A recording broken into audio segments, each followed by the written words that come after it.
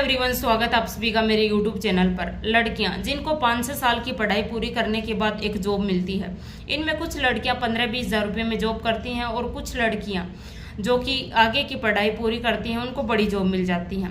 लेकिन ये लड़कियां जॉब मिलने के बाद भी स्ट्रेस फ्री नहीं रह पाती है। ऐसा इसलिए क्योंकि वो सुरक्षित नहीं है। जिस जॉब को करने के लिए जाती हैं वो ना तो वो रास्ते में सुरक्षित है और ना वो ऑफिस में सुरक्षित है, क्योंकि रास्ते में उनके साथ छेड़छाड़ होती है और ऑफिस में उनको गंदी नज़रों से देखा जाता है, उनके बॉडी को लेकर बातें की जाती हैं। लेकिन इतना सब सुनकर और सहकर भी वो लड़कियां चुपचाप रहती हैं ताकि उनकी नौकरी बच सके। उनको जो 15-20 हज़ार रुपये मिल रहे हैं वो बंद ना हो जाए, क्योंकि इस बेरोजगारी के दौर में दोबारा नौकरी मिलना बहुत मुश्किल काम है। इसलिए वो लड़कियां चुपचाप रहती हैं। लेकिन इन सब से भी बढ़कर जो एक घटना सामने आई है उसने पूरे देश को शर्मसार कर दिया है। उसी घटना के बारे में हम आज की वीडियो में बात करेंगे। यह घटना 9 अगस्त पश्चिम बंगाल के कोलकाता की है, जिसमें एक ट्रेडी डॉक्टर अपनी ड्यूटी करने के लिए नाइट शिफ्ट में आती है। पहले तो वो अपने दोस्तों के साथ खाना खाती है, बाद में ड्यूटी करती है। फिर उसको कुछ थकान महसूस होने लगती है तो वो थोड़ा आराम करने के लिए सेमिनार हॉल में चली जाती है। उसको क्या पता था कि वो कभी भी इस सेमिनार हॉल से बाहर नहीं निकल पाएगी। तो उसके पीछे पीछे सेमिनार हॉल में एक दरिंदा संजय रॉय नाम का व्यक्ति चला जाता है। वो उसकी इतनी बुरी हालत करता है जिसको देखकर सभी की आंखों में आंसू आ गए। संजय रॉय ने उसके साथ रेप किया और फिर उसको जान से मार डाला। लेकिन जब ट्रेडी डॉक्टर का पोस्टमार्टम किया गया तो उसके बाद पता चला कि उसकी ये हालत किसी एक व्यक्ति ने नहीं बल्कि कई लोगों ने मिलकर की है। उसके साथ गैंगरेप हुआ है।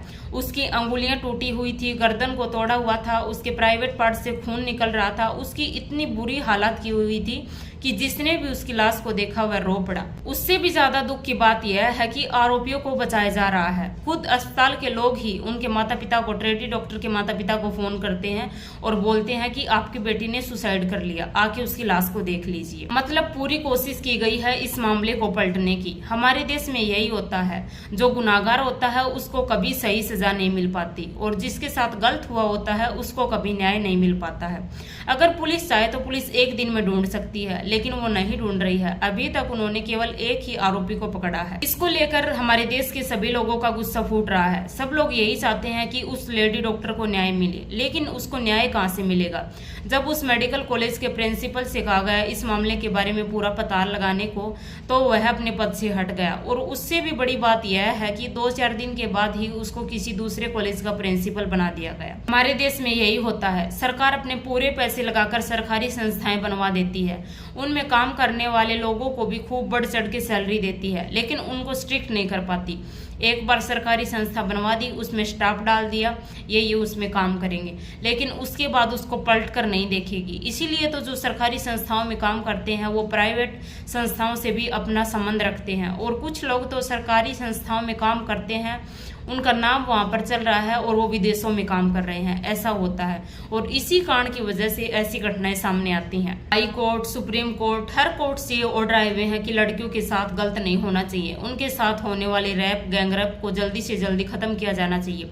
लेकिन खत्म करेगा कौन? खत्म होंगे कैसे? कोई चाहता ही नहीं लड़कियों के साथ रैप, गैंगरेप होना खत्म हो, बंद हो, क्योंकि सभी को अपने पैसे की पड़ी है। जो व्यक्ति लड़कियों के साथ गलत कर रहे होते हैं वो पहले से ही पुलिस को पैसे दे देते हैं। उसके बाद पुलिस उनको पलट कर भी नहीं देखती है। फिर चाहे लड़कियां चीखती रहो, चिल्लाती रहो, कुछ भी करती रहो, उनको न्याय नहीं मिल पाता है।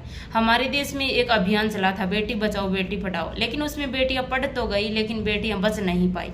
अभी तक हमारे देश की लड़कियां सुरक्षित नहीं है। हमको आजादी तो मिल गई, लेकिन आजादी के बाद भी लड़कियां आजाद नहीं है। लड़कियों की सुरक्षा के लिए हमारी सरकार को जल्दी से जल्दी कोई बड़ा कदम उठाना चाहिए और जो ऐसे दरिंदे राक्षस ऐसा लड़कियों के साथ करते हैं उनको कड़ी से कड़ी सजा मिलनी चाहिए, ताकि आगे कोई भी व्यक्ति ऐसा करने से पहले 100 बार सोचे। धन्यवाद।